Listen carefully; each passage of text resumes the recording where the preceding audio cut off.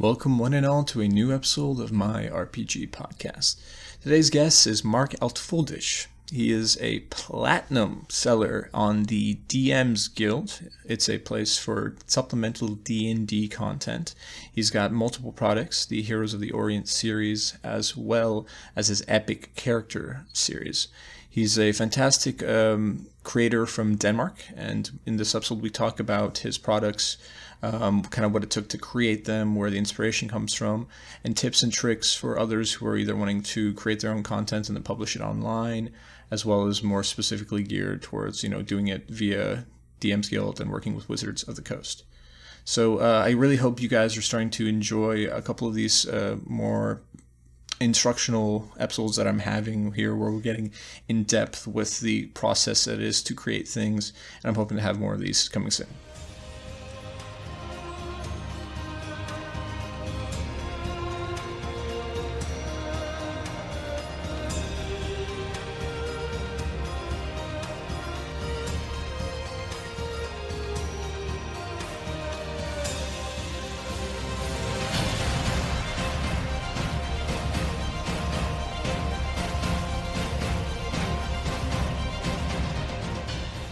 Welcome one and all to a new episode of MyRPG podcast. Today's guest is Marc Altfuldisch. Please, will you introduce yourself? Hello, everyone. I'm Marc, and I am the creator of Heroes of the Orient, Monsters of the Orient, and Epic Characters, available on dmsguild.com. Yes, Marc is a fantastic DM content creator that, like he mentioned, you can find on DM's Guild. And me and him are actually going to get into our kind of topic of today, which is about creating content for the internet, kind of going beyond your own table and your own screen. But before we get into any of that, I wanted to get a little primer as to who Marc is. So Marc, let's start at the beginning. What was your origin in getting into RPGs? Well, my origin, that's quite a few years back, really. I started out when I was probably 12 or 13, something like that. So almost 20 years back now. I'm 31 today, so almost 20 years. And we played for probably, I would say, 3 or 4 years, maybe 5. I'm not entirely sure. But later on, like a lot of people, I sort of lost interest, or that's not actually entirely true. I didn't lose interest in that, but other things happened, or I became aware of, let's say, the other gender, and that sort of became more interesting to me for a period of time. Um, but back then I never DM'd at all. I was always a player, and I was really scared to get into the whole DMing side of things. That's only something I've been doing for the past few years after 5th edition has come out. And I should probably say what we played back then was advanced Dungeons and Dragons. Way back in the day, there were 2 separate systems for D&D. And we played the advanced part because we thought that sounded cooler. Thinking back on it now, at that age, I should probably have been sticking to the regular D&D. So that's the origin back then. So you said you were only recently started DMing, GMing. Is that having to do with just not being interested, being scared of the prospect, enjoying being a player too much? Where did that come from?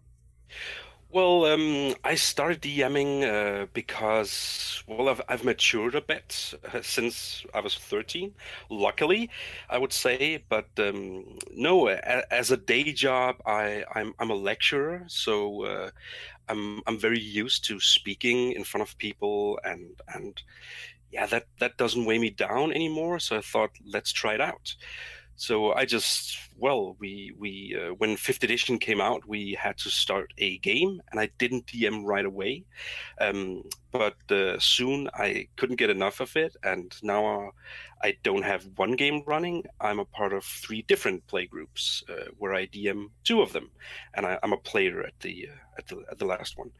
But it really came about because I wanted to. The whole world building aspect of it really appealed to me, and it's probably something that comes from my day job as a lecturer too. I really enjoy watching people grow and people having fun. If people have fun, I have fun. And yeah, that really appealed to me. So I started doing that. Of course, I also very much enjoy being a player. So that's why I also have a game where I play. Sadly, in that game we don't play that often. I would like to play more, but yeah, those are scheduling conflicts that can happen, you know. So yeah, but I really enjoy DMing and I really enjoy playing as well. Though if I had to pick one, I would say I'm probably more of a DM now than a player. Um, yeah, yeah.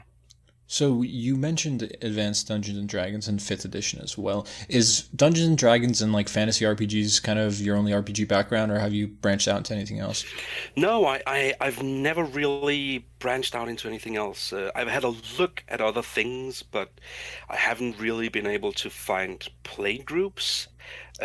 Something I've really wanted to do at one point was play something like GURPS, and use it to sort of play a Fallout type game. Are you familiar with the Fallout series? Yes, I am actually. I Yeah. am quite familiar with the series, and anybody who's a listener of the MyRPG podcast will be familiar with that name GURPS, because in a previous episode, our good friend Dan Wallace from Germany talked about it as one of the alternate systems or different systems other than D&D. Yeah, yeah.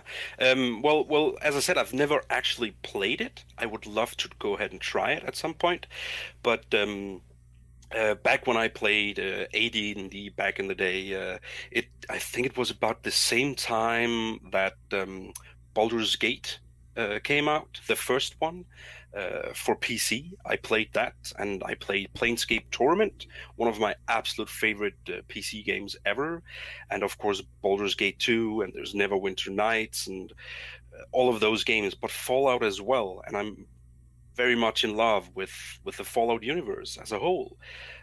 So yeah, I would absolutely love to play a Fallout type game at some point.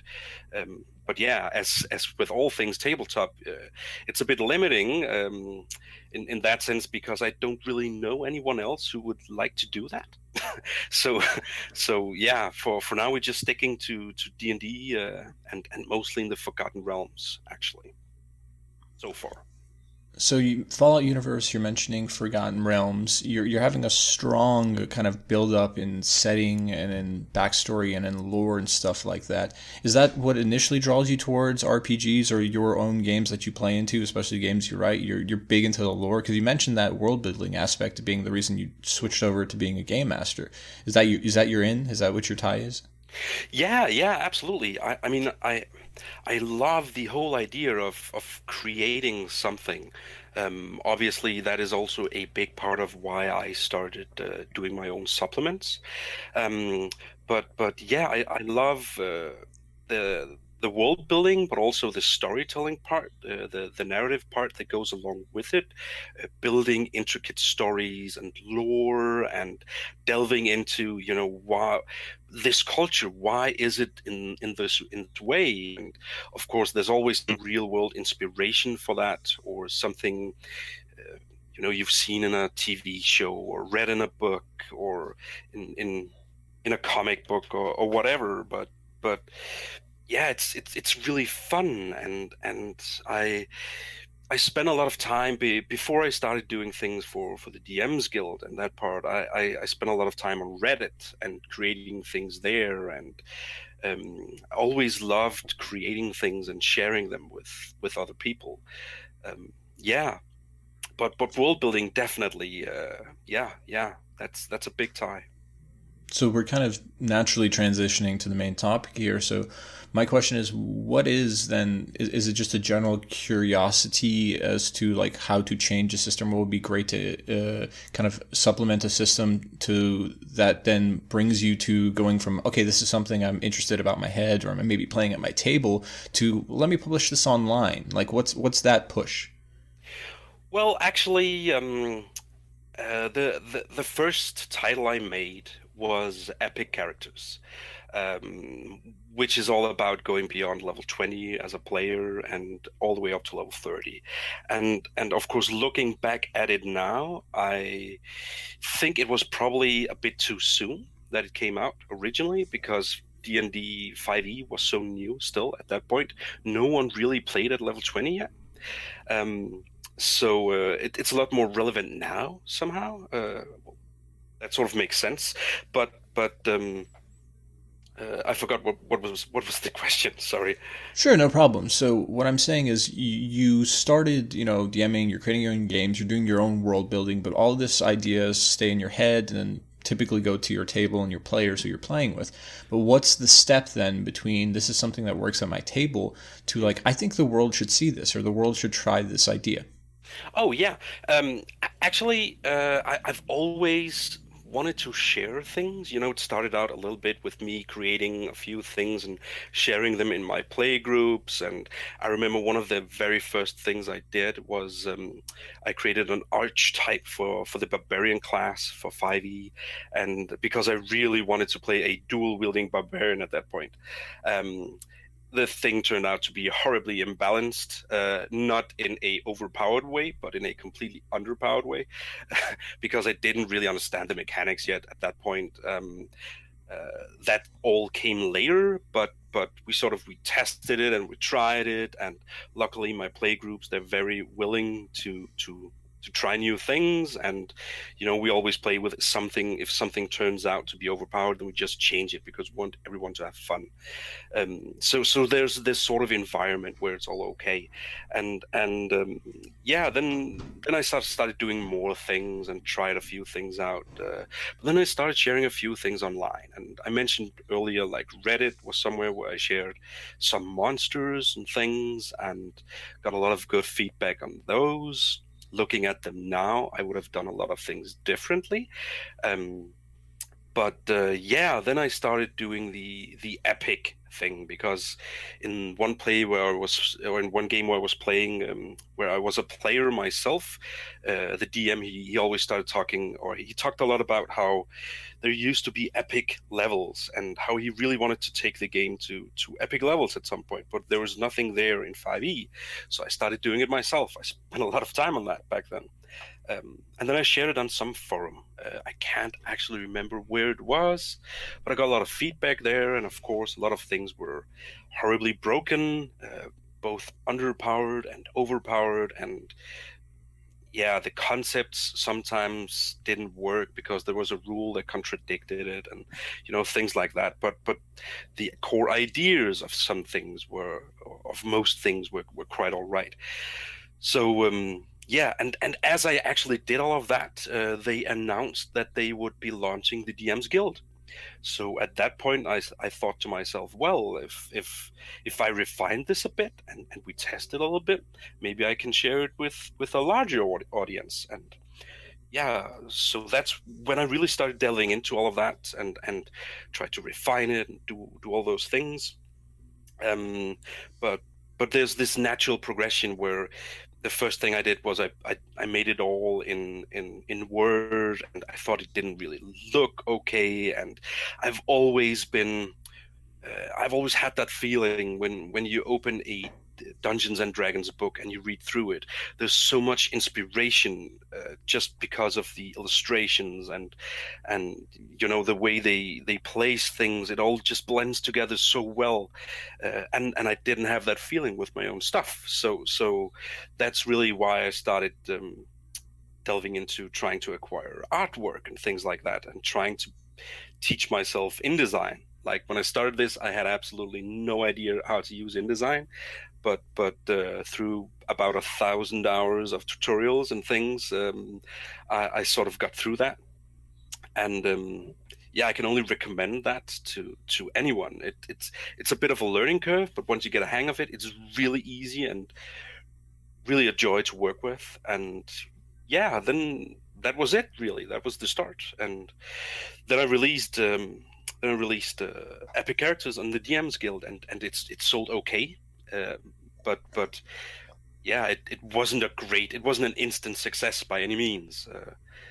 Yeah, but it sort of fueled my fire enough to to go deeper and have a look at, well, what do I really think is interesting, apart from going to epic levels, which is of course interesting in and of itself, but is really building upon something that is already there, and that's where I got to the Oriental Adventures, because I loved those back in 3.5, back in those days. And yeah, so that's how the next natural step became Heroes of the Orient. Yeah. Yeah, and that's, you're naturally leading into what Epic Characters was is initially just a mechanical update to, levels and mechanics that the game doesn't have already. Whereas Heroes of the Orient is that, but then some, because now you're adding in backstory and lore and things like that. So what's the inspiration that made you wanted to do a Eastern Asian Orient themed kind of supplement? Well, it's really, I love the culture. I think it's, well, I love a lot of cultures, but that one really stood out for me because I thought it had a history I really liked in D&D, and I very much enjoy the culture in real life as well. Tokyo is an amazing city. Let me just add that in there. But otherwise, yeah, the Epic Characters book was, as you put it, very mechanical. And not a lot of storytelling, not a lot of world building, and that is really a lot of what drives me. Is that part? I like making mechanical things as well, but it's really the other part that is that's inspirational to me. And yeah, I like the way they did it in past editions with D&D, the Oriental Adventures. So what I did is I looked back at both of those, and I tried to take a little bit of both of those and will put my own spin of them on them. I really like to make something my own. I take some creative liberties with things, and if I think something is inspirational, I try to do something new with it. Maybe I just change it a little bit, but just I want to do more than just port something from one edition to another and just change the wording. I really want to add some depth to that, and at the same time, since it was a one-man project, I wanted to leave enough space for other DMs to make it their own. So what my actual goal was to sort of make a framework that you could use to make your own world in that setting, so to speak. And of course, it is my hope that this setting can be put into pretty much any whatever other setting you might be playing in, whether it's Forgotten Realms or something of your own creation. I know it's not canon Forgotten Realms, but at your table, who says it can't be, So that's sort of what I was aiming for. Why it had to be exactly Oriental Adventures and not something else. Well, I'm not sure I can give an exact 100% answer to that. It was just how I felt at the time, and I really like the whole idea of honor and feudal society and all of those things. I think there's a lot to build on there. There's a lot of adventures to be had that are very, very different from what we're used to in many other games, like or the Forgotten Realms setting, for that matter. Honor isn't as big a part there as it is in Oriental Adventures. So, yeah. So you actually hit on a lot of things I wanted to dive into, but one of the first ones I wanted to touch is you mentioned your inspiration coming from obviously loving the Eastern culture, and you mentioned Tokyo being a beautiful city. And depending on whenever you're listening to this, I will have gone to Japan for the first time, or I'm still waiting to go to Japan. So I'm super excited for that, having taken Japanese since middle school through high school, as well as obviously being a huge fan of things like that as well. So it sounds like a lot of this has come from obviously cultural influences, but then your own personal experiences with that. One of the hard things for all DMs when we're trying to create content is the marriage of the idea and the mechanic. We all have this great idea or this great thing, image, or figure we're pulling from culture or our imaginations, but then turning it into a mechanic that's maybe not broken is the hard part. So I wanted to ask you, what in this process helped you with figuring out how to kind of reverse engineer, like, I know what I want to do, but how do I do it mechanically, and how do I make it balanced? Well, the first part is I try to work in like two phases, and the first phase is just going absolutely nuts. How to translate that from an idea to something that is written on a page, something mechanical. And at first, I don't bother myself with balance at all. Now, sometimes it's completely bonkers in one direction, sometimes it's bonkers in the other direction, but that's the first step for me always, because I don't want to limit my thought process in the beginning by it has to be balanced. First of all, it has to be creative, or at least that's what I aim for. After that, then I try to look at it, well, how does that play together with other mechanical things? Try to figure out how balanced is this. And what I try to do there is look at existing things, like, for example, there are the despair rules, like the Shadowfell despair in the Dungeon Master's Guide. So I'll go and have a look at things like that and see, well, despair in real life, what is that, and how did they translate that to something mechanical? And how does that work? How does that influence things? And then I have a look at the save DC, and of course, what are the effects? Because if something, I don't know, paralyzes you for one turn, but it has a save DC of 20, that is maybe, well, pretty dangerous since it paralyzes you. But how about something that it has a save DC of 12 but puts you to sleep for a minute?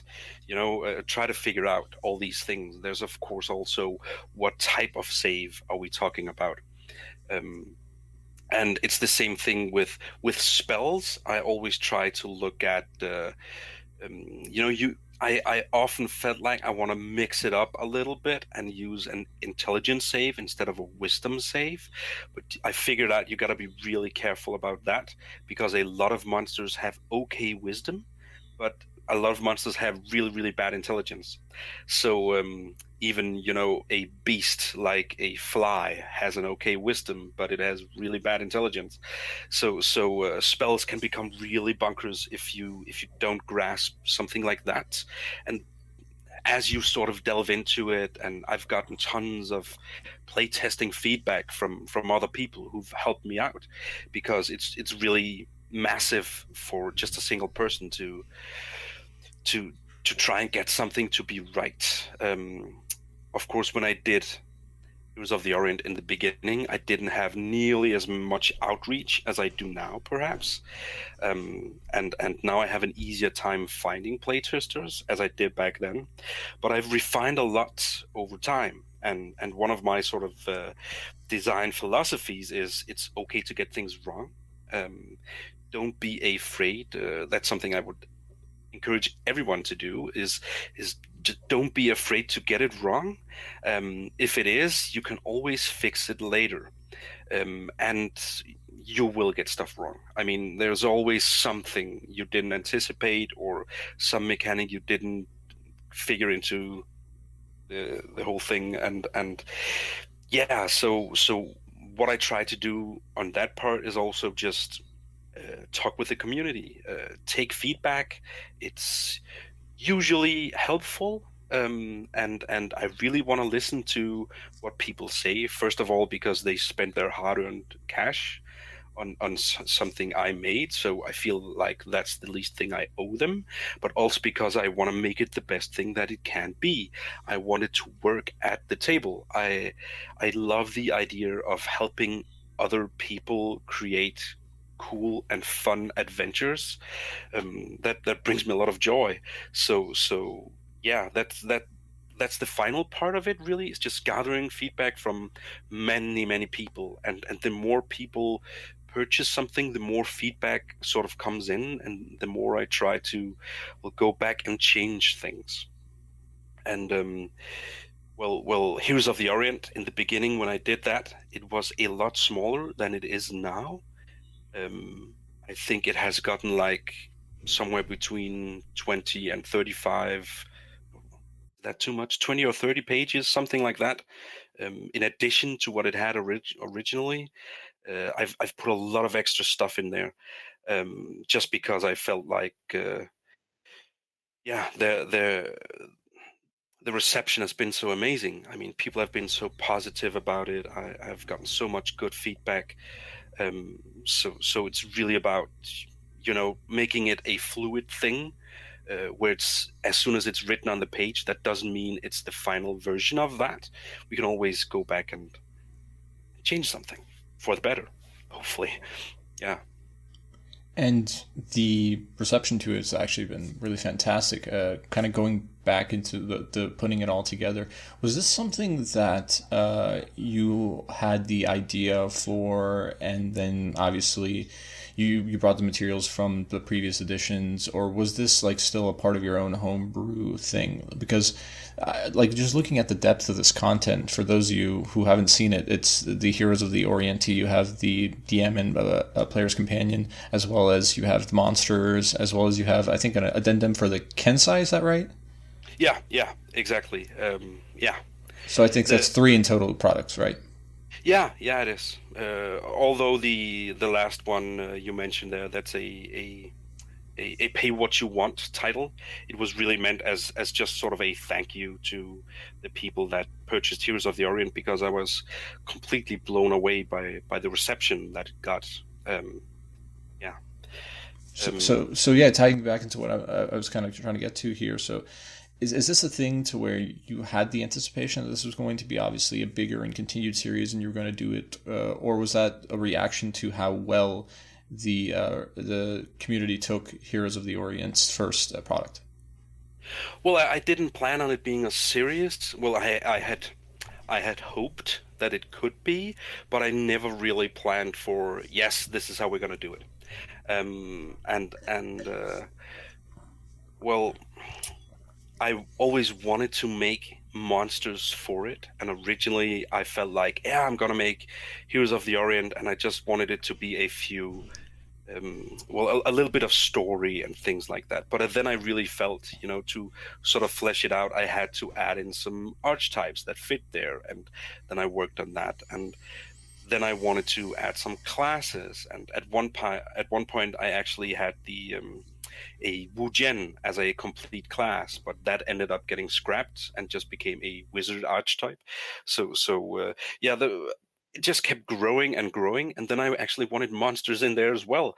But I sort of figured out that, wow, I've just spent like 6 months working on this product, and it's going to take forever if I want to put monsters in here as well. At least if it's going to be more than, like, let's say 10 or 20 monsters. But I wanted to really flesh it out, so it had to be more.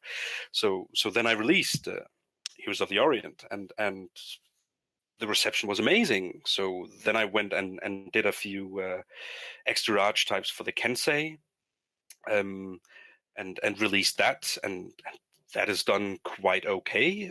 It's a pay what you want title, so it's not something that it's not a big title. It's just meant as a little thank you.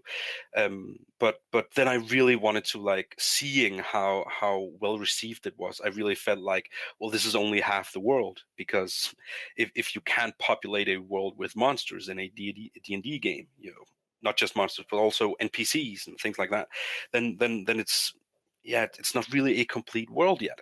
So I knew I absolutely had to create monsters for it. And so I started working on that, and oh boy, that was quite a journey. I'll have to say, creating monsters is, from a sheer time investment standpoint, a massive undertaking. That title took me 9 months to make, a little over 9 months, including play testing and art acquisitions, and yeah, of course, several $1,000s in art commissions, just because, yeah, I felt like it had to be good enough. A monster manual that just has text, and just a stat block is not really inspirational. And I always try to create something that I myself would find cool. Something where I feel that I would go, wow, this inspires me. This is something I can use, and I hope it does that for people.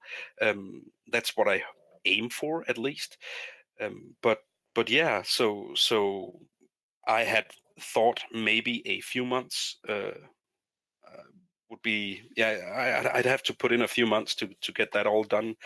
But yeah, you live and you learn. Art takes a long time to make, and even if you think something is balanced, it isn't necessarily. And yeah, it's a massive process. Um, the next thing is something like print on demand, which I'm still working on uh, getting into Monsters of the Orient. Um, and yeah, that is really the first title that I want to do that for. And that is really because when I started working on it, I was aware that there was the concept of print on demand. So I started already there, like the format and the size and all of those things, working towards, yeah, making the whole printing process work. The other previous books I've done, they don't follow that format at all, but I do plan to go back and revisit them with a few new updates. Like there's not going to be a bunch new archetypes for Heroes of the Orient, simply because I think there's enough now. But I want to make that print on demand as well, and I want to revisit some things. Like I want to delve more into like local customs that they sort of have in the different clans, like how they differ from each other in everyday life. Delve a little deeper into the whole, social etiquette. Maybe there's some words they use that nobody else uses, or whatever differences there may be, things like that. And I want to expand on the honors system as well, because what I've done here so far is really just using what is in the Dungeon Master's Guide, in Heroes of the Orient, because they describe some honor mechanics there. But I feel like I've toyed around with this a little bit and I haven't quite nailed it yet. But I feel like I want to expand on that, because honor is such a big thing in this world. And one thing I really like, for example, where that really shows, is I have a little chapter about rewarding characters in the book, and it's one of my favorite things, actually, because it's just a few paragraphs. It delves into like a very, very important distinction between this world and other worlds, where it's not okay to just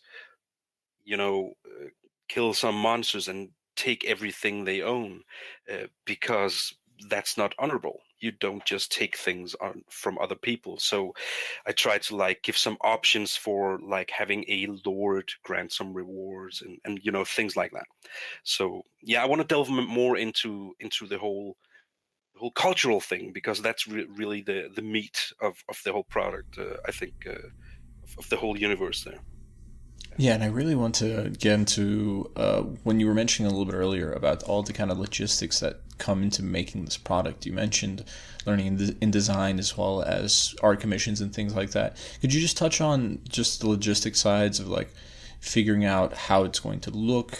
Obviously, you and for anyone who wants to see his content, you're going to see that it's got another level, a higher level, I think, of presentation and professionalism than a lot of the content you see on those guilds. Not disparaging any of the other ones on the DM's Guild or anything like that, but like very, very deservedly so. The price you pay is worthy of the content you get, and I just wanted you to kind of talk a little bit more about that, because you just mentioned there are thousands of dollars worth of art commissions. Like, where does all that, the logistics come into this? Also, you're taking from the names. Obviously, there's a lot of Eastern references from Chinese and Japanese, as well as other Eastern Asian cultures. So, like, what's the research? And just give me some more of that, if you don't mind. Oh yeah, absolutely. Well, Monsters of the Orient, it grew sort of exponentially, and if I'll delve into first the whole art acquisition thing, what I usually do is I have a look at if it is a monster that has existed before. Then what I'll do is I'll look at that art, but I might change a few things, and I'll just sort of describe it. And different artists have different processes how they do things, and I try to leave some room for interpretation. And yeah, what we do then is, sometimes a monster has to go through a few iterations before I think it's really there, and sometimes it's just spot on the first time. There are a few illustrations that I actually didn't commission, which I just purchased the rights to use, and although most of them are commissions that I made myself. But yeah, a few of them, it's just looking through the internet, and sometimes you just find something that absolutely nails what it is you want to convey, and then I feel like it's a bit of a waste to go out and get someone to do it from scratch. If I can just acquire the rights to that particular image, so that's what I'll do. But sometimes there isn't something, or sometimes they say no, or sometimes it costs too much. I've been through all of those experiences. The good thing is people are always very, very nice, and I also feel like I've had some artists say to me like something like, they have to be mentioned in the book, they have to be credited and things like that. And I'm an avid believer that of course they do. It's their work, so of course they're going to be credited. I have a big credit section in the front of the book. There are a lot of names in there. But yeah, that's sort of the process. And some illustrations they take a week to be completed, and some take like 3 or 4 weeks, some a little bit longer. It's very different between artists. Sometimes things come up, and sometimes things just have to be changed a few times again before it works. And yeah, there are a few monsters that don't have illustrations. Absolutely most of them do, but there are some of them that don't. Like, for example, a were crocodile, which is in the book.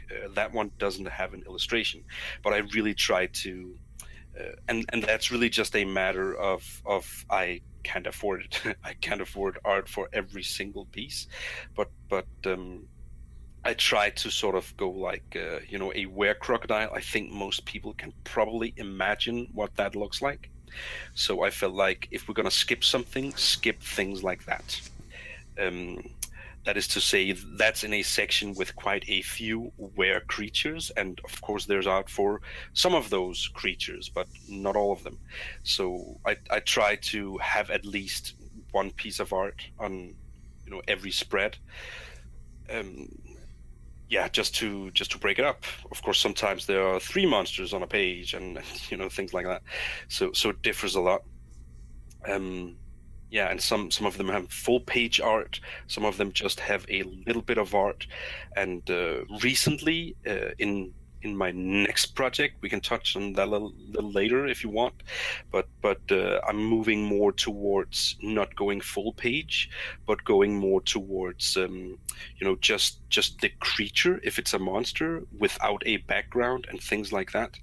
And it's really a matter of, there's a little bit of context being lost maybe for the monster. Like if it's a swamp monster and you don't see the swamp, sure, but it allows me to have more art in there. So instead of only only 3 out of 4 monsters having art, maybe all of them have art, because I can save a little bit of money on that, and art is really expensive. So to give you a better number, for Monsters of the Orient, that cost me upwards of $5,000 worth of art to have that done. And yeah, of course, 9 months of work. So as I said, that one was a massive project, but yeah, now I'm really proud of it, and I really just want to get it ready for print on demand. I want to hold it in my own hands, yeah, that's like the final step So of the now whole that you've process. had, so now in our kind of timeline here, you've had the art commissioned, everything's been created, it's been put up there. Let's talk about the reaction you're getting. Obviously, you didn't anticipate such a positive reaction to the first Heroes of the Orient product, and then that enabled you to now obviously put in so much work into Monsters of the Orient. But what are some of the responses you're getting back about your content? Good, bad, people using it in their games, people giving their thoughts, things like that. Yeah, well, it's mostly been good. I have people writing me an email as well, and there's a lot of comments on the products themselves, on the DMs Guild, and I try to respond to everyone in a timely manner, and I really try to take the feedback to heart, because um, sometimes people find something that isn't quite right, something that's not quite, you know, a monster that hits too hard or something. That one hasn't actually been a comment, but they're little things, and I try to take that feedback, and of course go back and change it. I want it to be balanced. Uh, there is also feedback sometimes where people say, like, they experienced this, but I've had a few play groups that experienced something completely different. So, you sort of have to take into account that some groups are just different. Some people are power gamers, some people are absolutely not power gamers, and there's no right or wrong way to play it. I mean, it depends completely on what table you're sitting at. Um, but yeah, sure. There's not really been negative in terms of this is just bad. Um, there has been very much in the beginning when I put out Heroes of the Orient. There were a few comments that pointed out the editing. I've made very big improvements to that since then, but that was absolutely valid criticism that it wasn't edited properly, um, because it wasn't. Since then, I've tried to get a few extra eyes on my titles and just check for grammar and punctuation, things like that, before actually putting things out there. Sometimes things still fall through the cracks, because when you have a product that is 170 pages and every page has a lot of text on it, sometimes there's going to be missing a comma or something. It happens, but I try to take that seriously, and yeah, remove all the mistakes, because I know from my own reading experience, having read a lot of books, not just D&D, that when things don't work grammatically, it really, it can take you out of the whole experience, so to say, and it's really interrupting, and I don't want people to have that experience. I want people to have a good experience. Luckily, most of the feedback has been very, very positive, um, which is, yeah, what I was hoping for, but I really enjoy the other parts as well, because it allows me to make it even better, and that's always good, and it can always be better. It never stops where it can't be improved. I mean, there may be a point where I have to say, well, I'm gonna stop making improvements, but that doesn't mean there isn't room for improvement. Let's say if nobody bought Heroes of the Orient anymore, like at all, and of course I wouldn't spend the next 3 months making corrections to it. That would be a little silly.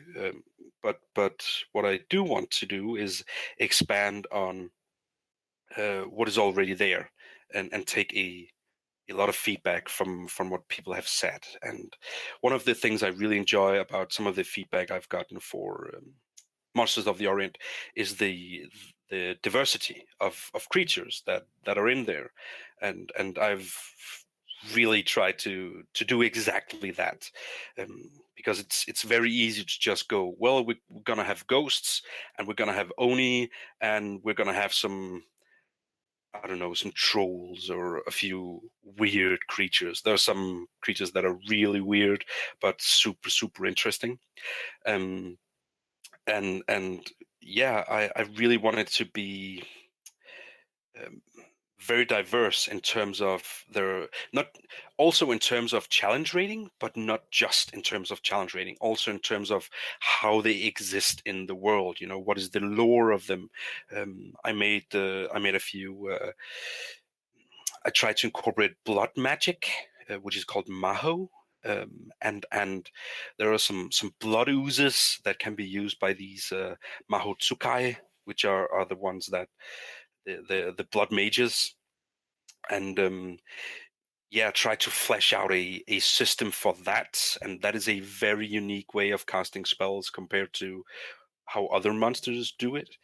I also tried to get in a lot of fiendish creatures from like the Shadowlands and Jigoku, and but I also tried, when you look at the lore, like Asian lore, a lot of monsters are shape changers. Not all of them, obviously, but there are a lot of shape changers there. So I tried to get them in there as well. There's like the Tengu, like cousins of the Kenku in D&D, but the Tengu actually they they uh, they do exist, or not really, but they are in the lore over there. And most of the creatures that are in here are actually in from some sort of Asian myth. Um, or if they aren't, then they are in previous editions of D&D and might have been created for that particular purpose. There are a few creatures that are completely my own creation, which is just something I thought, well, let's do this because it's a cool concept. And an example of that could be like the Zayaku, which is like a large fiend that has 4 arms and a big horn instead of a head, things like that, and it can turn into gas. And yeah, it's a very weird thing, but that one is completely out of my own creation.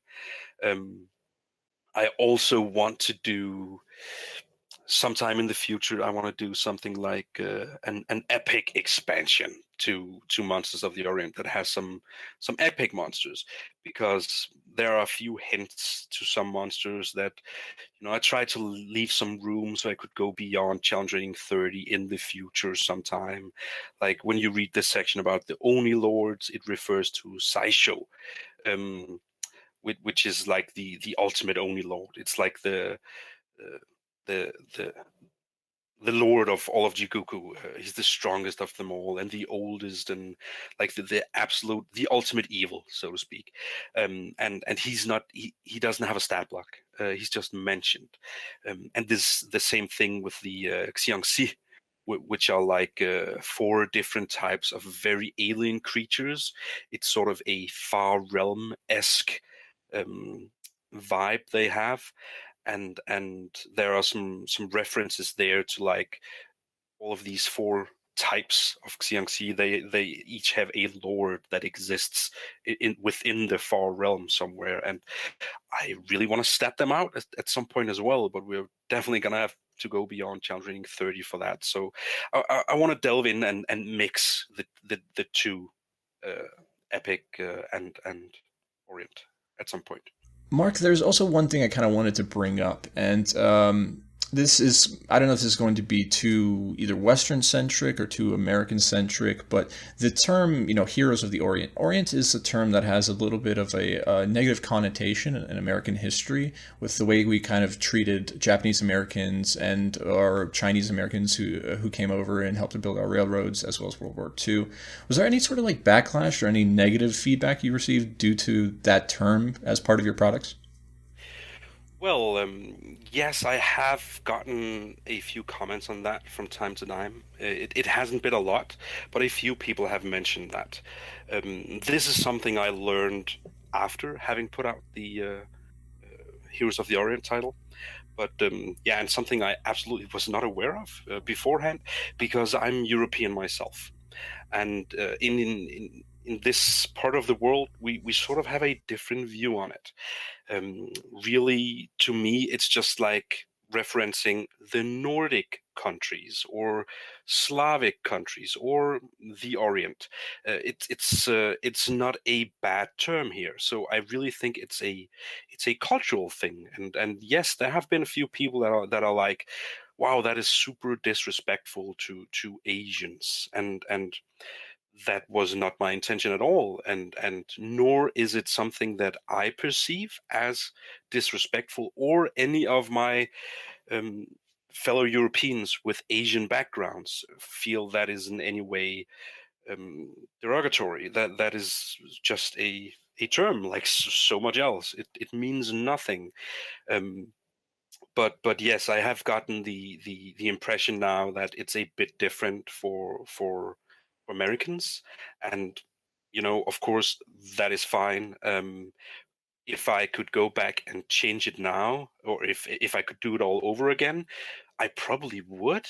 But it's yeah, it's not something I'm gonna change now, because it's sort of, it has its own identity now, and but yeah. That's sort of my view on it. Obviously, I didn't want to, yeah, portray it negatively in any way, because the whole reason I did the books was because I love the culture, not because I have anything against it or its people. That would be weird. Why would I spend well over a year developing titles for that if I don't like it? Yeah, So yeah. absolutely, and that's a thing of perspective. I mean, there was never any of the stuff in the content you see that comes off as making fun of or being disrespectful to. It comes from what I have also myself, is just a fondness for that culture, a fondness for the media and the lore and mythology and things that comes from there. But it's something that I thought needed to be brought up, and yeah, I totally understand with a different worldly perspective. Maybe that term doesn't mean as much or mean the same thing. Sorry, as it would here in America. And obviously, this is something that's we can all learn from a matter of perspective. Yeah. Now, you mentioned a little bit earlier, obviously, you're doing revisions and coming back and editing, adding more to what's already been published. But what's on the horizon? What's the next big thing? Well, the next big thing, after the first title I made was Epic Characters, and I've revised that a few times, and then I did Heroes of the Orient, I've revised that a few times, and then I made Epic Monsters, I've revised that a little. There's not been a lot to revise. Hopefully, I imagine, because I have perhaps hopefully become a little bit better at getting it right the first time. Um, but the next part, because I've done two Orient titles in a row now, I want to move back to Epic. And what I am doing there is I've actually partnered up with another content creator on that. Um, his name is David Moore, and he is doing the writing.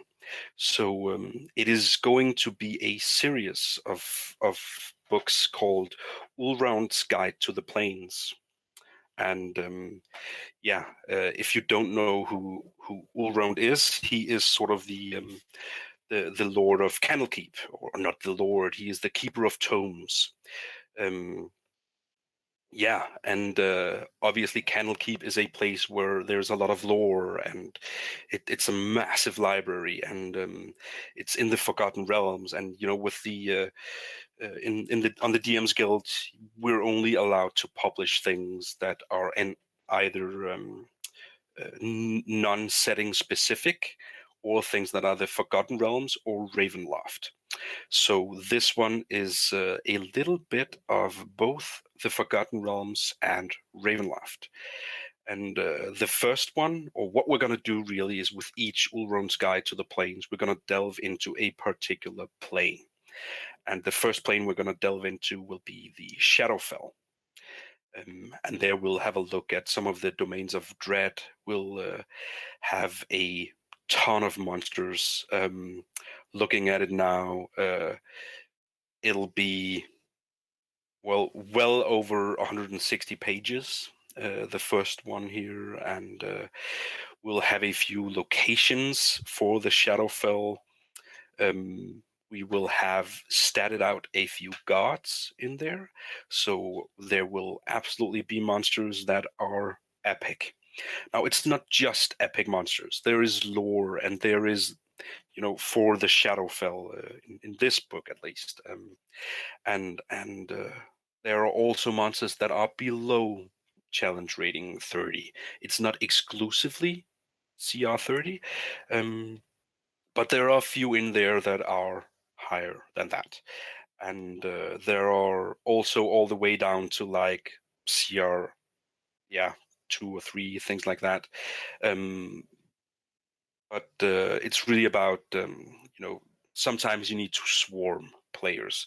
And it's also about, if you want to go to the Shadowfell, you really want to have it be all the creatures that are logically there, they should be able to be there. So we want to provide all of that.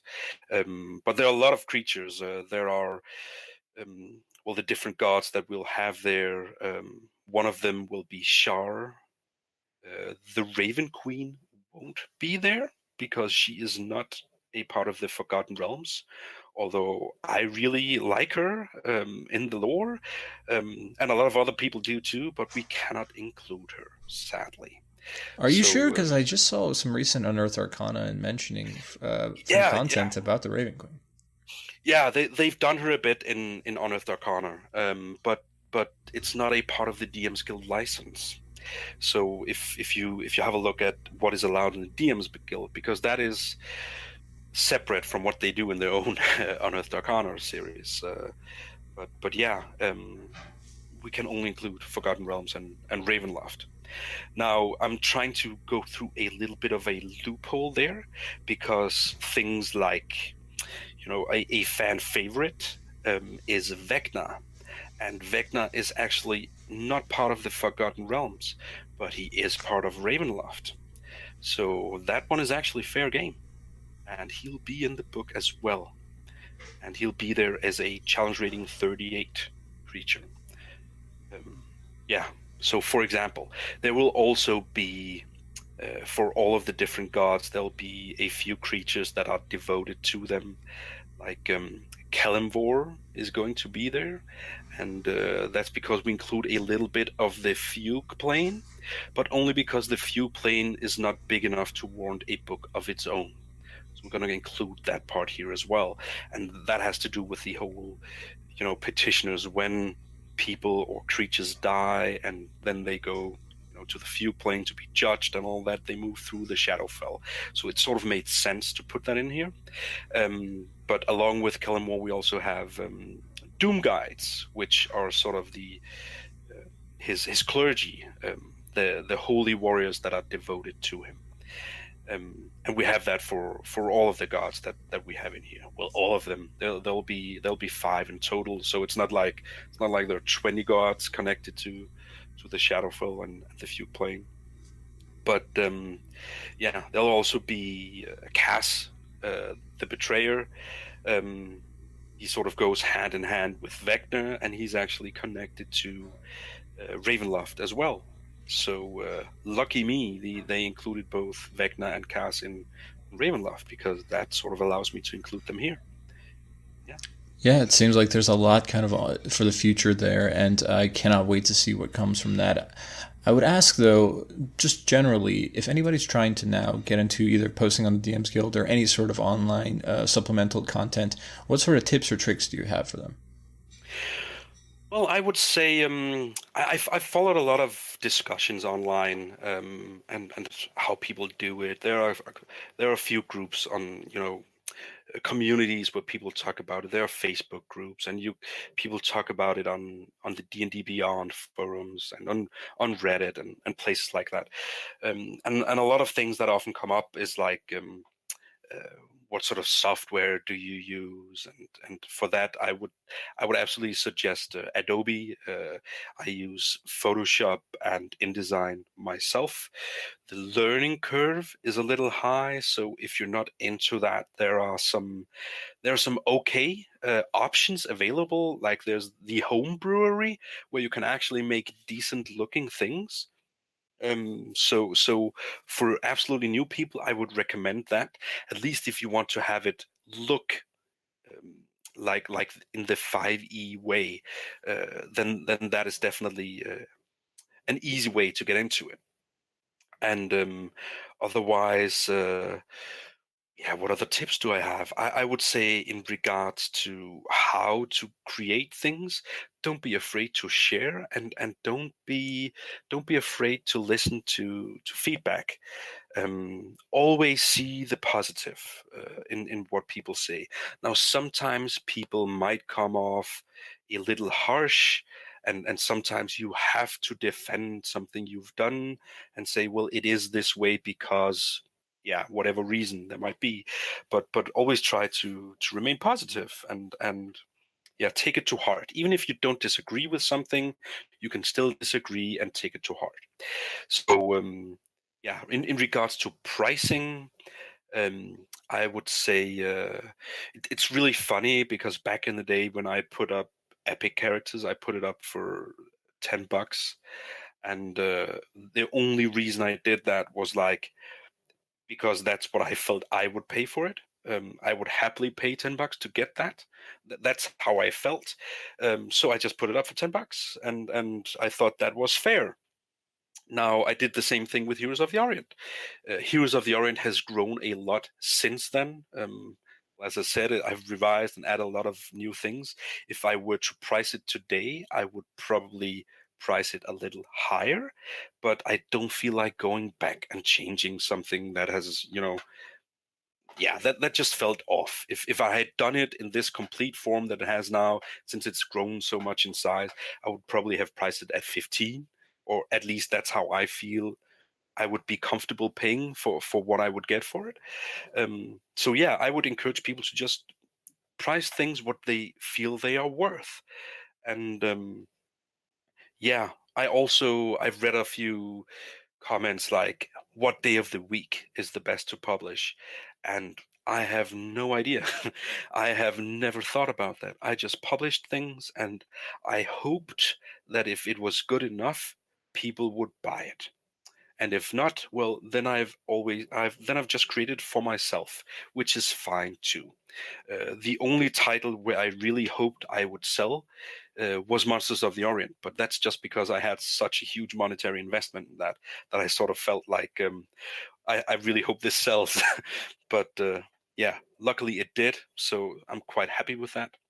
Um, and actually, this is a good time to get into creating things for the DMs Guild, because just recently I saw a statistic where where it looks like the DMs Guild now has more traffic than RPG Now. Some of the other um, sites where they sell RPG titles. So it has grown a lot, and yeah, it's a great time to get into it. And I would also encourage people to not be um, scared, if that's not the correct word to use, but for lack of a better term, don't hold back because you're afraid people aren't going to like what you do. Worst case scenario, you'll just learn something. And if even one person enjoys what you did, then it's a win. So, yeah, uh, absolutely. I can only encourage people more, create stuff. Personally, I've purchased a ton of titles on the DM's Guild, and I enjoy absolutely most of them. I'm very happy when I get feedback from people saying they really enjoy my titles, because considering the company that I'm in or the other content creators, that's wow. There are some really really skilled people on there, and there are some people who are new at things and that have a lot of um, yeah, potential is the wrong word, but you know what I mean. There'll definitely come great things from some of those people. Yeah, so in short, just create, let people give you feedback, and see what comes out on the other side. Yeah. Yeah, that's absolutely fantastic. Create, obviously read the small print, I would also say, just because having worked in business, small print is very important. But Absolutely. yeah, but definitely create. We ultimately do this for love. Unless, I don't know, actually I shouldn't make this statement, unless you are now quitting your job and living off of your DMs Guild money, I could be wrong, but I think we ultimately started doing this for love and not to try to get stupid, rich, or successful. Absolutely. I am by no means rich, and it doesn't look like I'll be that anytime soon. But it allows me to keep creating things, and it's enough money to purchase more artwork and continue creating things. So for that thing alone, it's absolutely worth it, I think. Yeah, so with that in mind, we could probably keep talking for hours upon hours. But if anybody wants to reach out and contact you, either purchase your work or just have any questions or concerns or just wants to get to know you, Marc, what's the best means to do that? Well, there's my email address, dnd5eoss at gmail.com. I'm also on Twitter, at dnd5eoss, and yeah, that's pretty much it, really. Otherwise, you can put a comment on some of my titles on the DMs Guild, and I'll try to reply as soon as I see it. And if you want to contact me, my Twitter is at classy_Don. That's DON. The email is myrpgpodcast@gmail.com. Podbean is myrpgpodcast.podbean.com. We are working on iTunes. I'm on that. Hopefully, some of you in the future, when you listen to this, you can already get it on iTunes by looking for My RPG Podcast as well. Otherwise, thank you for listening, and I will see you at the table.